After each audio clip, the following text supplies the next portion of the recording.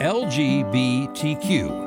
The T stands for transgender, and a new memoir by writer and visual artist Cooper Lee Bombardier explores the joys and challenges of his life as a teacher, a husband, and a trans man. I can kind of understand it being difficult for people to feel like, oh, can I even ask questions about this without somebody, canceling me on Twitter? In this collection of essays, poems, and interview transcripts, Cooper Lee Bombardier tries to build a bridge between generations of men and women who have taken the bold step of changing the gender they were assigned at birth. One thing I hope that younger readers might take away from the book is the sense that we've been around for a long time and will continue to be around for a long time, and draw some thread through trans history a little bit through this book.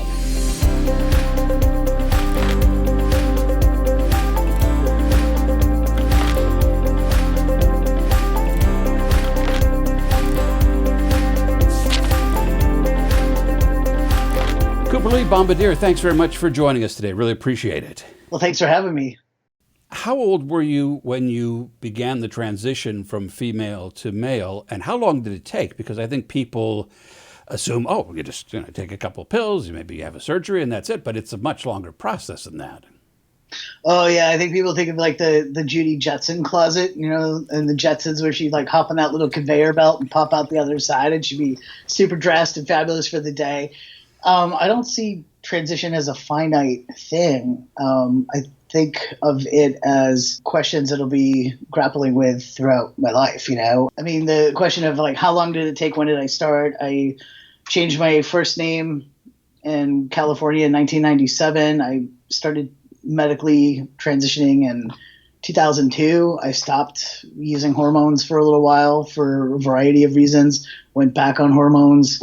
So yeah, in some ways it's been over 20 years. In some ways it's been, the timeline of it isn't like, to me, a finite thing. The period of my life where people weren't toggling between calling me sir or ma'am in public, it doesn't feel like it's been that long really, but that part has probably been where I'm just only perceived as a guy, and 99.9% of my life, and unless I say something else about it, that part is probably only, I don't know, like 14 years or so. Was there a reason you wanted to do this book now? I had many years of working on a different memoir, a memoir that is not really about trans identity, even though that's obviously a thread of, we don't necessarily, we're not able to sort of sift our identities apart and say, well, this is what, this is the part of my identity I'm going to focus on in this book or whatever. But it's a memoir about my early 20s, and it involves, it's a bookend of my younger brother's murder, and my partner at the time being diagnosed HIV positive. And I've been working on that book for many years, and just had it in my head that this was the first book that I had to write. And at some point I thought, actually, maybe it isn't the first book I have to write, because it's going to take however long it's going to take. And I was reading a bunch of memoir and essay type projects from different people, and thought, hey, I could do that. I have all these pieces that have been around, been published in different places, and maybe they could come together as a collection. I wrote some new pieces for this as well that have never been published before. Yeah, and so that's kind of how that came about. You really kind of opened yourself up in this book.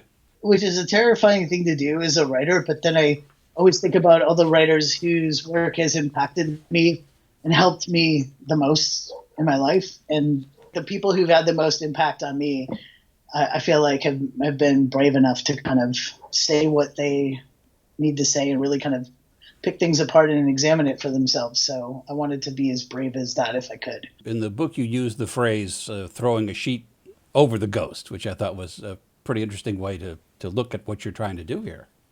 Yeah, and I think that there's that sort of tension throughout the book of trading one kind of invisibility for another, or, what becomes visible, makes something else invisible, legibility, being seen, and so forth. Well, I suppose that's part of the double meaning, at least a double meaning of the title of the book itself. I'm interested to hear what you conceive of as the meanings of the title. You made a passage and you had to do it with care. There was a time, I suppose, or maybe always, I guess, when you're trying to, or you maybe feel like you're trying to pass. What did you mean? This idea of, seeing these highway signs saying pass with care at this early juncture and transition, and thinking about how, what is it going to mean to go from being seen as a much more in between gender nonconforming person, where my gender is always like a sort of point of tension out in the world, to that not being a visible part of my identity any longer. And what does it mean to move through the world as a white man? And what does it mean to move through the world with, at least on the surface level, male privilege in a pretty misogynistic, sexist world? So those were questions that were coming up for me about how do I go from, this identity where, as a queer butch person living in San Francisco in the 90s, it was sort of a woman-run utopia in many ways, where how do you move from a world like that to where people don't know anything about your history or where you're coming from, and how do you engage with that? So to me, that seems like a process that really needed a lot of care and a lot of thinking through, and it's not a finite process. It's something that I'll probably be grappling with in different ways throughout my rest of my life. Different things come up with age, with where I'm living, with, I'm married now, and what it means for my partner and I, who both identify as queer, to, be perceived as a straight couple, or, as, those questions are always kind of coming up. How do we engage with identity when it's always visible, invisible, and toggling back and forth? I guess that makes you sort of uniquely positioned to know as an adult what life is like in this world, in this country, as a woman, than what it's like as a man. Can you give us an idea of what the difference is that you've perceived, having that sort of unique perspective? I mean, that's the thing. I never felt like a woman, but I was socialized female, and definitely experienced, what I experienced was very much attuned to gender identity, and that I wasn't seen as a sort of normative female ever, And so, can I speak for what it's like to be a woman for all women in North America? No. But can I speak to experiences of sexism and misogyny, being interfered with or harassed or treated like less than? Yes, of course. Like, I have tons of experiences like that, some of it, harassment, whatever, being treated in the workplace, being treated, by guys who knew less than I did. Like, I didn't know anything, especially in the trades. Yeah. Well, you did have the one interesting experience that you talk about in the book. I think it was in Santa Fe, and you were working with another guy, and I think you had assumptions about what he knew or didn't know. Tell me that story, because I thought that was really, really interesting. Oh, and the manhood is boring piece. I think you're referring to the part where I'm talk about working construction with this guy who's like an ex-boxer, and he kind of broaches the subject with me. Oh, should I call you he now? And I'm like, oh, that would be cool. And his quip was, you'd be surprised what people like me learn about people like you watching the Discovery Channel. And I just kind of loved that moment and wrote about it, because I just thought, it's, for anybody who thinks of themselves as different in some way, and marginalized in some way, you can really kind of feel like, I think you're sort of in a bubble, and then, where nobody understands or nobody sees you. And then this moment of just like this unexpected, like, feeling like this guy sees something about me or understands more than I give him credit for. And, kind of pushing through the sort of self-absorption of that, right? Of like, there's that he has some kind of context or understanding that I don't give him credit for, because I'm not really seeing him fully. I'm not thinking of him as a complete human being who has all kinds of experiences and awarenesses, So, and I think that kind of thread goes throughout the book too, of trying to kind of push through the self-absorption of feeling alienated. Do you, in regular run of the mill life, do you want people to necessarily know your story, or do you want to just be accepted as a man and move on with your life? I mean, I think it's all contextual, right? Like, for any one of us, we don't always bring 150% of ourselves to every situation, every relationship, every interaction. You know, at work, we might have a certain aspect of our personality sort of subdued while other parts are, and I think that's true for anybody.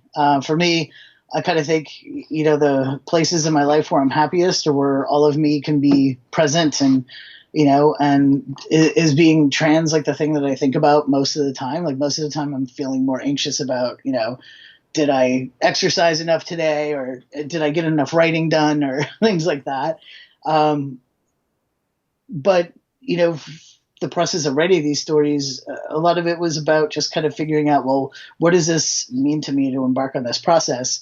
And how do I wrap my head around it? How do I articulate what it means to me when, like you said, that idea of the, we were talking about the Judy Jetson thing, the Judy Jetson closet of like transition being just like a point A to point B thing.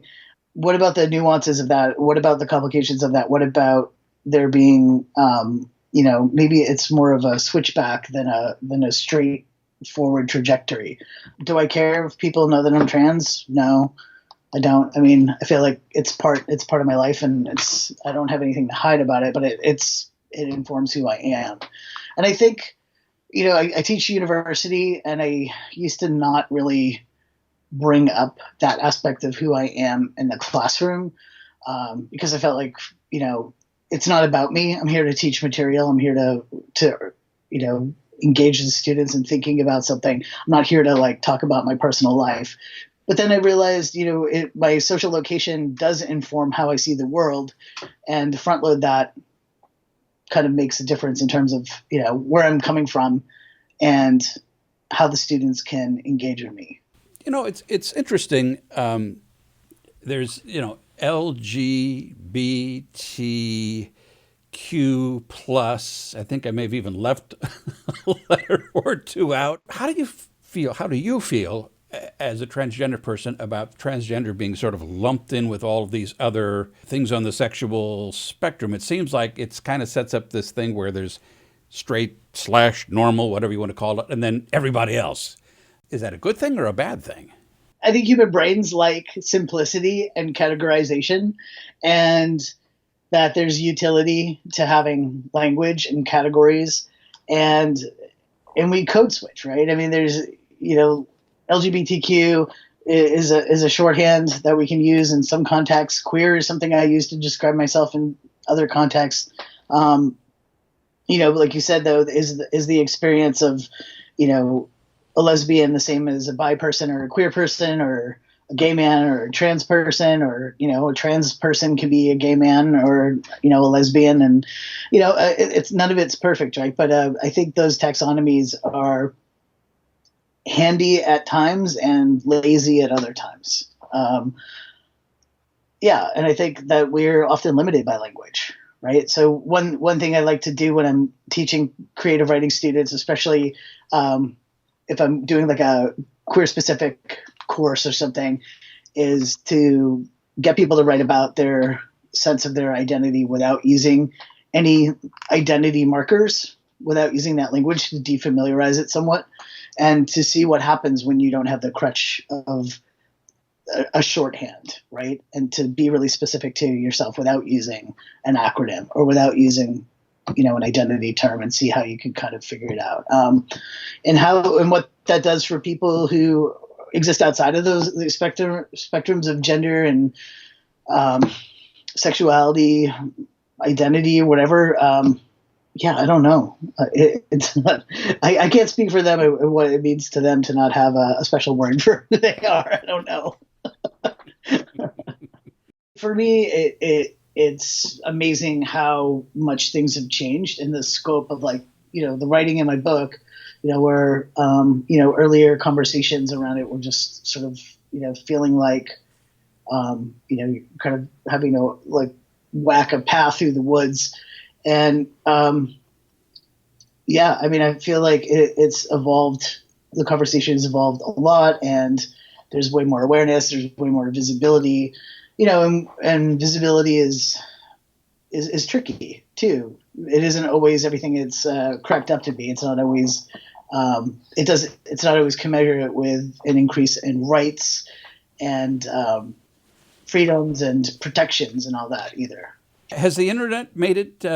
It's certainly probably increased visibility, as it does with everything. Has it made it a little easier? I think it makes it easier for people to find each other, to get information, to connect with other people, at least virtually, for sure. What, in your experience, would you say are the most common misconceptions about someone who's transgender?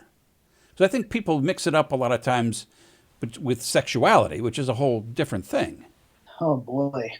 Yeah, I know that could be a whole other hour and a half conversation, but yeah, I think that there's still a lot of, in particular, a lot of fear and discrimination and hatred towards trans feminine people, and and I think that a lot of that goes to a lot of internalized homophobia, a lot of just the sort of misogynistic basis of the culture at large, where the feminine is typically dismissed or attacked, and so I think that despite the visibility or the increase of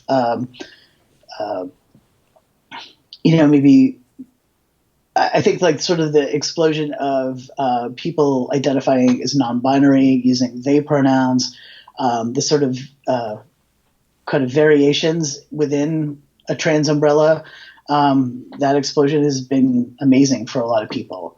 But I still think at the base, at the heart of it, there's still, life is pretty terrifying for a lot of trans feminine people in particular. The acceptance doesn't always measure up to the visibility. We were talking about the lumping together of all of the initials. We had a situation here in St. Louis last summer where the Pride Parade was challenged by members of the transgender community who threatened to boycott it because the police would be marching in it. So then Pride banned the police, but then reversed the decision, and the trans group that was supposed to be the grand marshals of the parade pulled out. Have you heard of things like that going on in other places? Is there a lot of tension between police and the trans community, or even the trans community and the gay and lesbian community?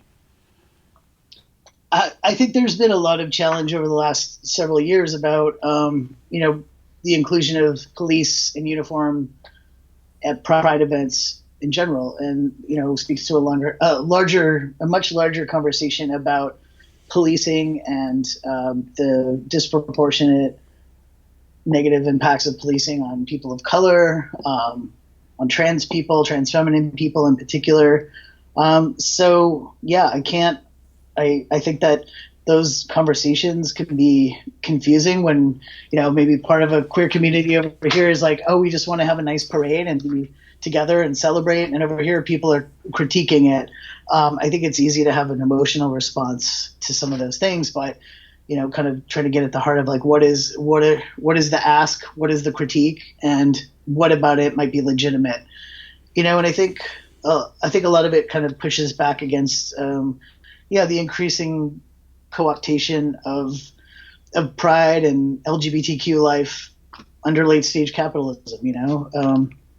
Here in Halifax, there's a pretty robust pride parade. We went to it last summer, and it was everybody who works at the bank, at this particular bank, and they all had T-shirts, and it was not. I was like, where are the gay people? And it was, there was so many moms with free mom hug homemade T-shirts, and they're really cute. And I'm like, not dissing on the moms, but I was also like, where are the leather daddies? It was super hot that day. Where are the drag queens? Where's the P flag, contingent with the 80-year-old P flag members, So it really, for me, very much felt like a parade of businesses with matching T-shirts with some kind of rainbow on it, and and I think there's a piece of that the sort of like going back to what did Pride stem from? It stemmed from the Stonewall Rebellion, and how do we bring it back to something that's a political event and whatnot? At least that's what I think folks are after.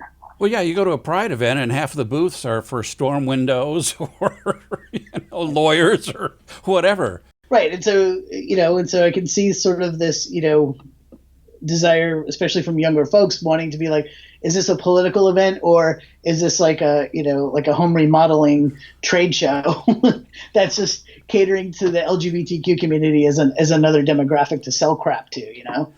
Do you feel that transgender is sort of the last sexual minority to get its rights addressed? I don't know, because I don't know what identities will evolve from here. I think there's trans people have made some incremental advances, and meanwhile, non-binary people are like, hey, nobody's seeing us. So the thing that I think happens is that we decide, well, this part of a population will agitate for rights, and then we'll come back and get those people and bring them with us. And there's folks who've written eloquently about that idea. Probably could speak to it better than I, but that idea that we don't tend to actually ever go back and say, okay, the person who was waiting back here, well, like white women got the right to vote. Okay, now you get to come along. That doesn't tend to happen. It's just that the folks who kind of assimilate in and get the rights tend to just sort of forget the people back there. So, and I pose this question to my students too, like, what does it mean to have equality if it includes people you don't like or understand having the exact same rights as you? Do we say, well, the trans person who fits my idea of what a man or a woman should look like, they're okay, but this person over here who I don't know what their gender is from one day to the next, do they deserve equality? I would say yes, they absolutely do, whether or not I understand their identity. It can be a confusing world for older people, even people who consider themselves, progressive and so forth, to navigate some of this. I mean, so many emails now, at the end have a person's pronouns. I went to the doctor a few weeks ago and had to fill out some forms, and one of the forms was, what sex were you when you were born, male, female, or other? I guess it's going to just take a younger generation to come through before all of this can really get kind of sorted out. Yeah, and I think it's worth listening to, and that's one thing I really love about getting to teach, because I have to be in proximity with younger people who are engaging with language in their own way and identity in their own way, and trying to wrap my head around it and understand it. And I definitely kind of fall in that place of somewhere in between where, I am maybe like struggling to get on board or up to speed with what, people over here are saying, younger folks, but then I'm arguing with my dad in his early 70s about, something else over here that I feel like his generation doesn't get. So it's that idea of like, we can kind of get to a place in identity where we're comfortable and we're like, oh, I don't have to worry about this stuff anymore. Here I am. I'm a full-fledged adult in my own life. And then along comes some whippersnapper who's like kind of agitating for something else, and I think it's just kind of nice to figure out a way to just kind of relax to it and be open and curious and to ask questions. And I think it could be confusing for me as somebody who I came up engaging with queer community, with other trans people in person, and having to go to a physical place and seek people out and to engage in the discomfort of, whoever shows up at this place belongs here, means all kinds of people. And I think there's something lost in that in our virtual connections, where we don't necessarily have to tolerate diversity in the same way of multi-generational spaces and, personalities and all that. And, so I think there's sometimes less latitude for questions or for people to make mistakes around language and not get it right. We're sort of just quick online to just dismiss somebody, right? So I can kind of understand it being difficult for people to feel like, oh, can I even ask questions about this without somebody, canceling me on Twitter or something? But yeah, I also feel like I've been really inspired by younger folks who have kind of blown the lid off of gender identity in a way that I don't feel like was really available for people in my generation at all. Did you have a particular audience in mind when you wrote the book, or an audience that you were hoping in particular to reach? Yeah, in a lot of ways, I wanted it to feel inclusive of trans people, of the trans audience, that it was, and hopefully, I didn't want it to be a didactic like Trans 101 sort of thing to educate non-trans audiences, but I wanted non-trans people to feel welcome into it too, and maybe to do a little bit of work to kind of keep up. One thing I hope that younger readers might take away from the book is the sense that we've been around for a long time and will continue to be around for a long time, and draw some thread through trans history a little bit through this book. I'm obviously not encapsulating all of trans history or anything, but just it did try to make connections between generations of people younger than me, people older than me, talking about trans identity. Well, it's all very interesting, and certainly it's the sort of topic that opens up all kinds of conversations, I think, when people, if they take the time to read the book.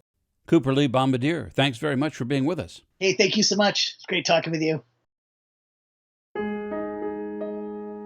Blessed are they who can swing a hammer in one hand and a paintbrush in the other. Blessed are they who smooth concrete with one hand and comfort a child or a grandparent or a lonely, lost, or homeless soul with the other. Blessed are they who reach across. Blessed are they who hold up the voices of the unheard and poor and suffering and many.